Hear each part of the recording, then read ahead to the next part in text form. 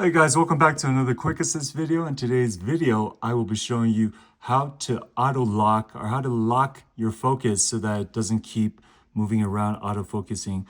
So you'll notice that a lot of times when you're trying to focus and there's something moving, the camera will actually keep moving itself to try to refocus and refocus. So then all we have to do, and this works great for video and photo, but so let me go ahead and show you on photo first. All you have to do is just pick the subject that you're taking a picture of, and then you just hold it down. And just keep holding it, and then you'll see this AEAF lock. What that means is auto exposure or auto focus, and now it's locked. So it will stay like this no matter what. Okay, guys? So then if it's moving, like, it will stay locked. Now, go ahead and try that with video as well.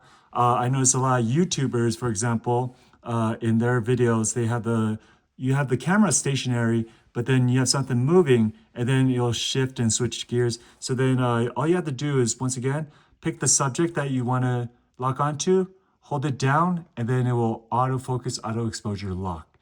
Okay, guys, so I hope this video helps.